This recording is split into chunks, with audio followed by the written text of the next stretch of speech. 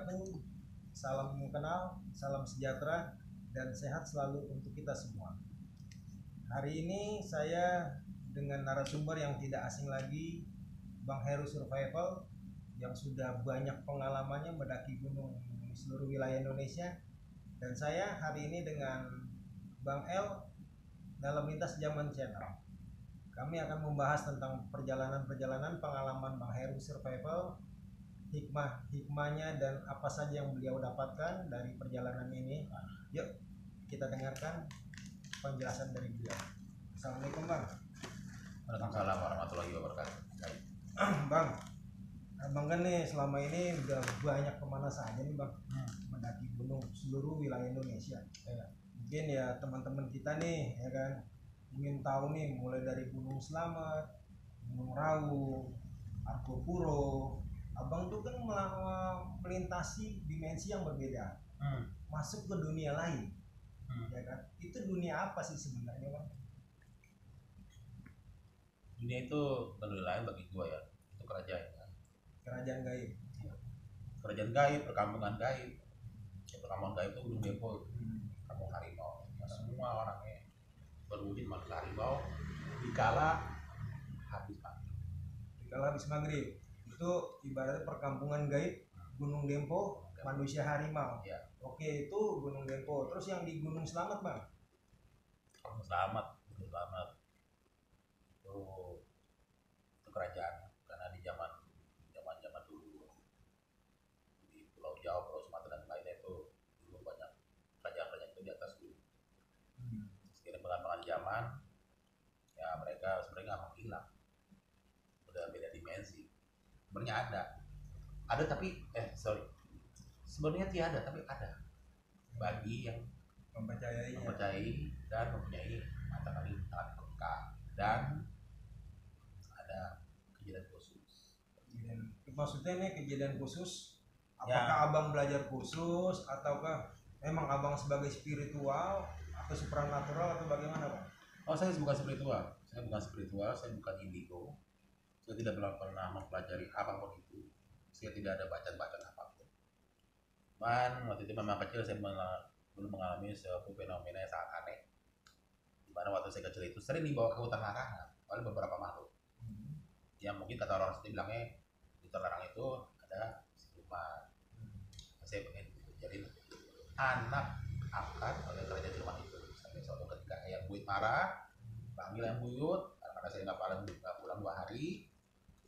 Dengan itu tinggi banget, dipakai tongkat, diketok tongkatnya ke tanah, langsung kayak berasa gempa bumi. Hujan badai petir halilintar. Balikin keturunan saya sekarang itu kalau nggak tadi saya akan ratakan. Jadi biar kami mungkin ya, itu cerita ke gue loh. Gue bukan gue cerita loh, karena gue masih bayi.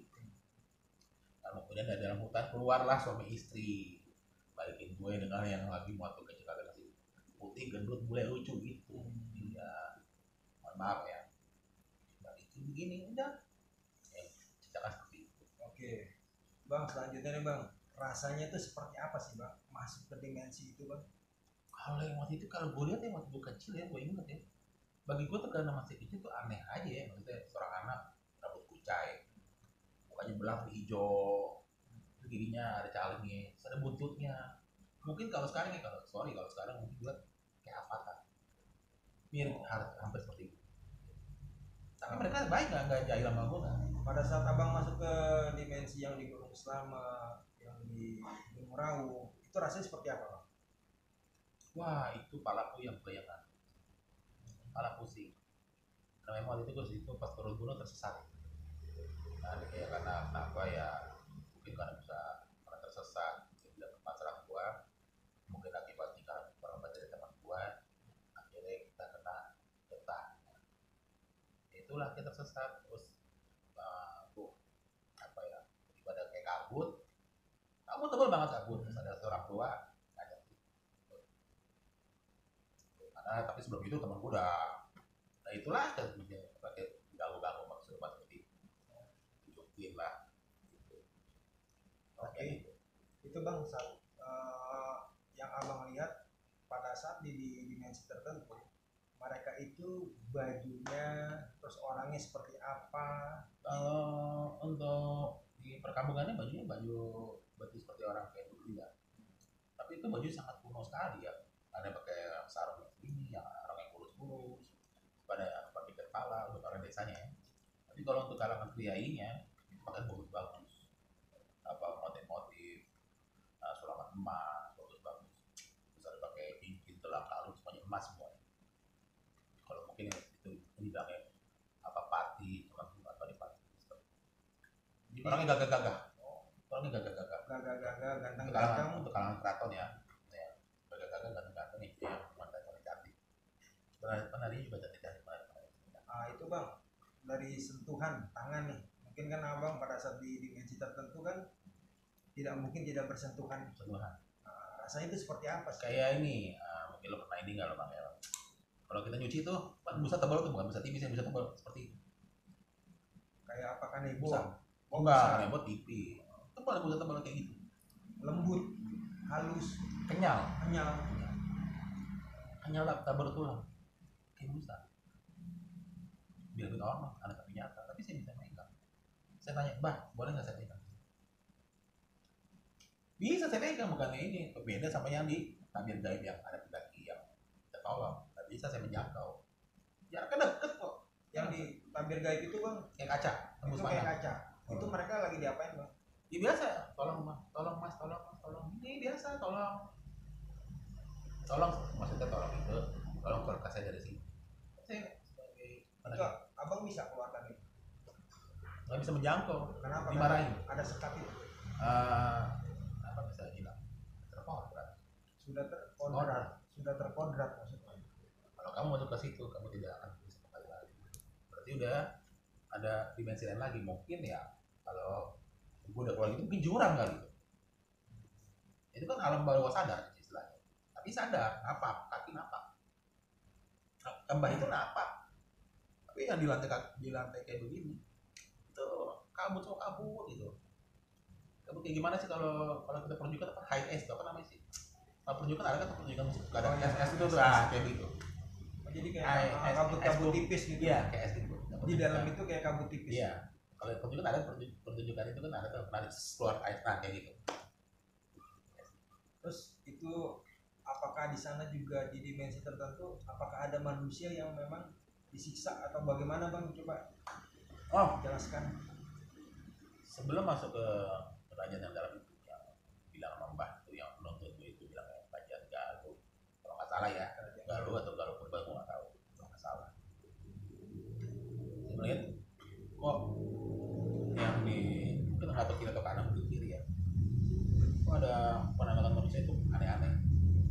Jadi badan orang muka binatang, ada yang muka kerbau. Badan orang muka binatang. Ada kerbau, ada yang kaki, segala macam itu ada. Cuma dan dibilangnya, mesti ingat gue ya, orang-orang yang memuja dan mencari jalan pintas kekayaan. Itu lagi diapain sih bang yang abang lihat? Ada yang gue bilang bergeri yang pengen berdiri ini ngeri itu yang ada suatu jembatan ya. Iya. Jembatan, tapi jembatan itu alasnya itu bukan kayak kayu-kayu. Kalau kita mungkin jembatan gantung ya, ada jembatan gantung. Jembatan gantung yang kayak kayu gitu. Itu badannya bawa depan orang. Itu badan orang semua. Jadi gue di situ langsung kayak mau pingsan mau muntah. Asal mau muntah. Termasuk palanya itu diinjak. Iya, orang gimana sih kalau orang pendidikan apa sih tentara apa mungkin kayak gitu dia suruh tengkurap terus di sabet-sabet kayak seorang tersangka pencuri gimana sih? Disuruh tengkurap disabetin, ayo ngapain seperti itu. Jadi pada saat itu abang masuk ke dimensi itu memang dalam keadaan sadar ya dengan jasad-jasadnya. Jadi artinya abang ini tidak mempelajari sesuatu ilmu supranatural ataupun spiritual karena memang kejadian khusus bahasanya. Karena waktu itu kondisi nyasar, tersesat. Tapi abang bisa keluar lagi dari dimensi itu bagaimana bang? Memang udah diselamatkan atau bagaimana? Saya bilang gini, kenapa saya kesini? Jadi apa yang ingat ya? Kalau kamu masih ada keturunan dari kamu ini keturunan banyak itu ceritanya. Tolong teman kamu dia di sini si tata krama dijaga. Terus ya gue harus sesuatu mau dikasih. Gue mau minta apa? Nggak mau minta itu. Tapi waktu itu bukan emas itu, mungkin kayak perhiasan kayak tua perak. Nggak mau, cuma pulang. Sepanjang gue pulang semuanya yang ada di situ pada kan bingung, bah siapa? Udah. Dan yang sosok yang panggil Mbah itu kakek dan badannya sangat tinggi, tegap, tapi berwibawa. Berapa meter tuh bang? Pemain basket kali ya. Tapi kekar. Sini ada gelang-gelang. Seperti itu. Kekar. Kalau untuk seorang kakek yang manfaatnya dengan bangku yang udah umur segitu, sikapnya beda sekali. Kalau menurut gue mungkin itu kayak ya mungkin bisa dibilang pendekar kali. Soalnya punya ikan orang. Mungkin menurut gue itu. Dan bilang kamu nggak mau pulang. Tawarin itu. Jadi abang ditawarkan sesuatu. Iya, tawar sesuatu. Tapi abang nggak mau. Maunya minta pulang. Sama pulang. Dan nanti saya datang. Tapi yang nganterin gue bukan baik itu. Ada lagi mungkin. Tapi kok kenapa mirip mukanya? Ada lagi nganterin. Sosok orang tua juga nganterin. Nganterin tapi keluar. Tapi pas keluar bukan pintu. Ini pintu nih kayak bentuk pintu seperti ini. Kabut. Oh. Kabutnya benar. Kabutnya muter gini. Muter kabutnya. Jadi seperti spiral ya kamu. Iya, kayak gitu. Dan itu juga nggak berani. Karena kenapa? Gue lihat itu kayak jurang. Kayak gue nggak bisa napak. Pas gue udah bener gitu, langit gelap. Langit gelap tuh mana? Udah nggak lama kemudian udah ada tenda. Ngapain aja lu? Saya ingat gue sih cuma sebentar yang mau buang air kecil. Muncul besok. Oh jadi begini bang ya, berarti kesimpulan yang tadi abang bilang itu bahwasanya apakah itu bagian daripada teleportasi? Kayak seperti itulah yang ya, dalam ilmu pengetahuan teleportasi. Teleportasi namanya. Sementara kan kita nih ingin menciptakan teleportasi. Sementara ya kan kita ingin menciptakan dengan ilmuwan tersebut. Tapi abang malah sudah pernah melakukan teleportasi melalui perjalanan orang-orang terdahulu. Yang memang notabene-nya mereka memang masih ada sampai hari ini. Saya seperti melihat diorama itu kayak adegan-adegan yang zaman dulu. Ya mungkin kalau di film-film lagi kalau seperti itu. Antara mimpi dan tidak mimpi tapi nyata. Kenapa saya bilang ini nyata? Karena saya selalu bawa namanya pisau. Mimpi sakit banget. Tapi tetap saya masih nggak mungkin apa-apa. Setelah saya ceritakan pengalaman saya itu, kamu nggak mimpi. Kamu kenapa seperti itu? Pantas teman kamu begini. Sembrono. Tapi nggak apa-apa. Nanti aku selamat. Saya coba terus yang kembali itu lagi bang, istananya itu seperti apa? Apakah sama dengan di sini istananya? Yang sekarang di sini lebih bagus banget istananya. Lebih bagus di sana. Secara ininya bangunan apa segala macam. Saya juga bingung. Kalau sini mungkin ketemu apa ya selah atau paku, saya tidak punya ada satu paku. Tidak ada. Mungkin ada penyangga tidak ada. Tapi misalnya kalau rumah ini ada tiang-tiangnya tidak ada. Kayak gimana ya? Berarti apakah istananya itu terbuat dari emas atau bagaimana Pak? Sebenarnya ada beberapa yang saya lihat ada yang beberapa saya lihat yang bukan kayak emas kayak model baja tuh tapi mungkin platinum seperti platinum.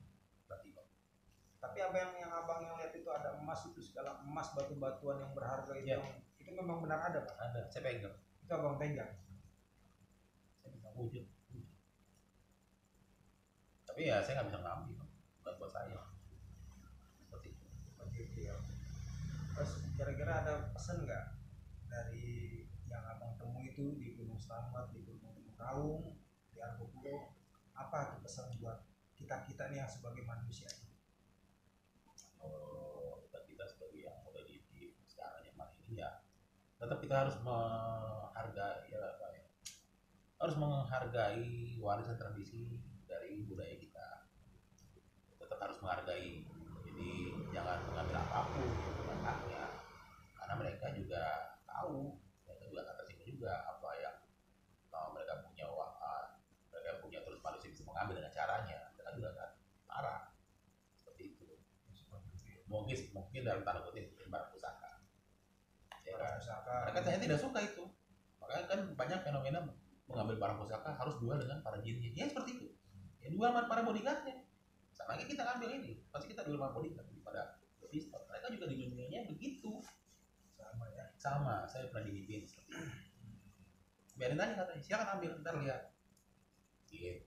Karena kan kita nih banyak nih bang, kita tahu nih ya, para pranatural, spiritual itu sebenarnya mereka mungkin ya ingin seperti abang masuk ke dimensi tertentu dengan jasad dalam keadaan sadar. Tapi yang biasa kan yang sudah nih untuk seperti itu tuh meraga sukma ya kan. Tapi ini kan abang nih beda nih. Yang ingin saya pertanyakan bahwasanya abang tuh bisa seperti itu memang dituntun atau memang orang pilihan atau memang benar-benar kejadian khusus yang tadi abang katakan itu. Nah ini kalau gue lebih suka kejadian khusus. Kalau pilihan tuh bukan siapa-siapa. Gue rakyat jelata bro, nggak berani gue bilang gue orang khusus, nggak berani. Nah itu kejadian khusus, gue bukan siapa-siapa. Gue nggak berani ngeklaim gue bukan paranormal. Karena gue hanya tahu, gue seorang pendaki gunung, udah itu aja. Top. Ya karena abang seorang pendaki gunung dengan keilmuan pengetahuannya. Memang pendaki gunung ya buka peta dan segala macam, buka jalur ya. Seperti itu ya. Itu karena ada sesuatu hal, akhirnya terjadilah kejadian khusus yang memang alhamdulillah abang mendapatkan fenomena alam. Jadi bahwasanya memang sesungguhnya mereka itu memang ada. Ya bang. Mereka itu orang baik gitu bang. Baik. Nggak seperti digambarkan oleh seseorang. Mereka tuh memberikan wejangan-wejangan yang baik kepada abang ya. Berupa nasihat, pesan. Ada pesan yang jauh lebih penting nggak? Contoh yang tadi abang lihat itu banyak yang disiksa, gitu. Ada nggak tuh pesan yang seperti itu, pesan penting? Oh ada, ingat banget. Kamu apa yang bilang tunggu ya, sorry. Jangan tanya kepada makam keramat. Tanyalah kepada makam keramat yang tanya jawab. Maksudnya bagaimana tuh? Nah, maksud gini nih. Kalau gue pikir makam keramat, gue pikir ke jalan-jalan gitu kan. Ketawa, kamu jangan ketawa. Tapi dia kayaknya senyum juga. Yang dimaksud makam keramat itu yang berjalan, minta jawab. Kuburan itu tidak bisa menjawab. Banyak orang kesini nanya ke kuburan minta macam-macam. Makam keramat itu lah ibu kamu, orang tua kamu, tanya jawab. Kamu lapar, kamu minta duit, itu yang jawab ibu kamu dan bapak kamu. Itu makam keramat yang berjalan. Yang sampai sekarang. Bukan kuburan orang paling pesugi, bukan kuburan orang mencari pesugihan. Ternyata orang tua kita ya. Benar. Ya, karena gue lapar gue makan. Karena memang ya surga dibuat telapak kaki ibu ya. Itu restu ibu ya kejayaan anak-anak lah. Gitu. Jadi sekali lagi di situ ada pesan moral yang mintanya langsung kepada Allah. Nanti tinggal tergantung Allah mau melalui siapa. Itu aja bang ya. Jangan tanya. Jadi ini kan sebagai pengalaman pengalaman buat abang dan juga pelajaran edukasi buat generasi kita ke depannya bang ya kan, buat teman-teman dan segala macam ya kan. Mungkin dari ini semua ada pesan moral nggak bang buat teman-teman kita nih? Moral, kalau misalnya kalian berkunjung ke suatu tempat-tempat pariwisata atau situs berbekala, janganlah dirusak atau dicoret-coret vandalisme. Seperti itu. Tetaplah kita harus jaga kelestarian ya. Terus jangan mentang-mentang itu memang itu seperti itunya wingit, jangan sembarangan juga. Tetap kita harus jaga kelestarian biar bagaimanapun itu warisan budaya nasional kita. Jadi kita banggalah sebagai orang Indonesia ya kan. Mana bumi dipijak, di situ langit kita junjung. Ya kan? Oke, mungkin sekian dulu dari hasil obrolan kita nih sebagai intermezzo bang ya. Intermezzo, jadi kita hanya kilas balik tentang pengalaman-pengalaman Bang Heru survivor dengan kisah-kisahnya yang terdahulu di pendakian Argopuro, Gunung Slamet, dan satu lagi gunung apa bang? Dempo. Gunung Dempo itu kita jadikan sebagai pelajaran. Memang bahwasanya memang mereka ada, karena bukti nyatanya adalah salah satunya beliau Bang Heru survivor sudah pernah berjumpa dan Gunung Raung ada. Gunung Raung ya, satu lagi Gunung Raung kata beliau. Jadi ya mudah-mudahan ini dijadikan pelajaran berharga sebagai edukasi buat kita semuanya ya. Kita lebih memakai adat istiadat dan kebudayaan kita sendiri. Dan sebelum dan sesudahnya saya ucapkan banyak-banyak terima kasih. Wassalamualaikum warahmatullahi wabarakatuh. Waalaikumsalam warahmatullahi wabarakatuh.